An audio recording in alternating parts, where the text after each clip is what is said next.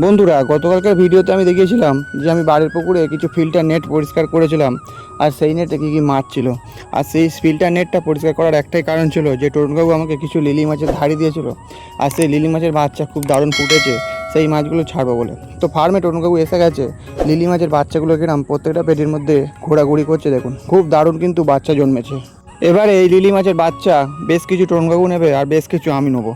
তো বন্ধুরা, প্রত্যেকটা পেটিতে কম বেশি করে ভালো জন্মেছে। আর এই যে পেট দেখতে পাচ্ছ, এই পেটটাতে আছে জ্যাবরা মাছের বাচ্চা, মিক্স জ্যাবরা মাছ আমি ব্রিডিং করেছিলাম, যার বাচ্চা কিন্তু খুব দারুণ ফুটেছে। যে বাচ্চাগুলো দু একদিনের মধ্যে আমি পুকুরে ছাড়বো, সেই ভিডিও তোমরা দেখতে পাবে। আর এই পেটিটাতেও কিন্তু জ্যাবরা মাছের বাচ্চা দারুণ ফুটেছে। তো বন্ধুরা, যাই হোক, ওপরের তাকে যে পেটিগুলো ছিল সেই তাকেতেও লিলি মাছের ব্রিডিং করেছিলাম, সেই সব পেটিগুলোতেও খুব দারুণ বাচ্চা ফুটেছে।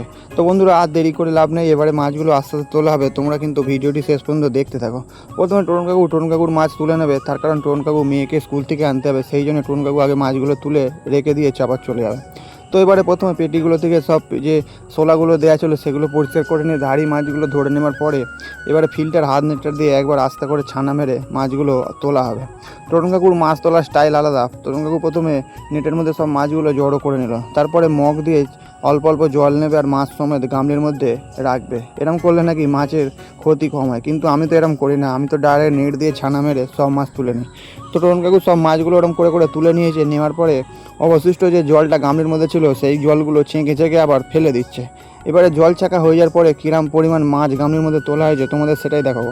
দেখো, গামলিতে যদি তোমরা একটু ভালো করে দেখো, দেখতে হবে যে অসংখ্য মাছের বাচ্চা কিন্তু গামলির মধ্যে ভর্তি হয়ে আছে।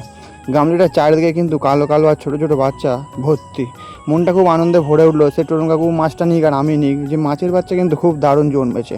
এবার আমি একটু গামলিতে হাত দিয়ে ডোবালাম, দেখলাম মাছগুলো ভয়ে সব সরে যাচ্ছে। তো যাই হোক, আর দেরি না করে গামলিটা নিয়ে চলে গেল তরুণ কাকুর পুকুরে মাছগুলো ছাড়ার জন্য।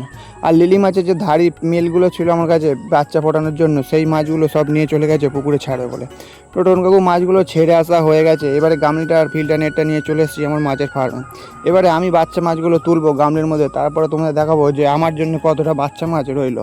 তো বন্ধুরা, মাছগুলো একেবারে তুলে নেওয়ার পরে তারপরে তোমাদের দেখাচ্ছি ভিডিওর মাধ্যমে। দেখো, গামলির মধ্যে সব বাচ্চা মাছগুলো তোলা হয়ে গেছে। এবারে মাছগুলো তোমরা দেখো যে গামলির মধ্যে ঠিক কত পরিমাণ মাছ আছে। দেখো, আগের গামলিটাতেও ভর্তি মাছ ছিল, আর এই গামলিটাতেও কিন্তু মাছ খুব দারুণ আছে। তার মানে দুটো গামলিতে কিন্তু ভর্তি ভর্তি মাছ পাওয়া গেল। এবারে ভালো করে মাছগুলো দেখানোর জন্য তোমাদের বাইরে গামলিটা নিয়ে চলে এসেছি। এবারে তোমরা ভালো করে দেখতে হবে। দেখো, গামলির মধ্যে কিন্তু গুঁড়ো গুঁড়ো মাছ ভর্তি হয়ে আছে। তার মানে এই গামলিটাতেও ভালো মতোই মাছ জন্মেছে। আসলে বেশি মাছ হবে নাই বা কেন, ডিম তো একদমই পচেনি। তাছাড়া যে লিলি মাছের ফিমেলগুলো ছিল খুব বড় বড় সাইজের। তারপরে গামলিটা নিয়ে চলে এসেছি পুকুরে। প্রথমে পুকুরের মধ্যে গামলিটা আমি ভাসিয়ে দিলাম বেশ কিছুক্ষণের জন্য। তারপর গামলিটা নিয়ে আমি আস্তে আস্তে চলে গেছি যে নেটটাতে লিলি মাছের বাচ্চাগুলো ছাড়বো সেই নেটটার কাছে। এবারে গামলিটা নেটের মধ্যে ঢুকে নেওয়ার পরে কিছুটা পরিমাণ পুকুরের জল গামলির মধ্যে ঢুকিয়ে নেবো। তার কারণ কলের জলে যেহেতু আমি মাছের ব্রিডিং করি আর এখন পুকুরের জলে ছাড়া হবে, তাই দুটো জলের টেম্পারেচার এক করার জন্য এই জল দুটো মেশানো হলো। বেশ কিছুক্ষণ রাখার পরে আমি আস্তে আস্তে মাছগুলো নেটের মধ্যে ছেড়ে দেবো। তো বন্ধুরা, তোমরা দেখতে পেলে যে লিলি মাছের বাচ্চা কিন্তু খুব দারুণ জন্মেছে, আর মাছগুলো আমি আর তরুণ কাকু দুজনেই ভালো মতোই পাওয়া গেল। তো আজকের ভিডিও এই পর্যন্তই। আবার দেখা হচ্ছে আগামীকাল অন্য কোনো রঙিন মাছের ভিডিও নিয়ে।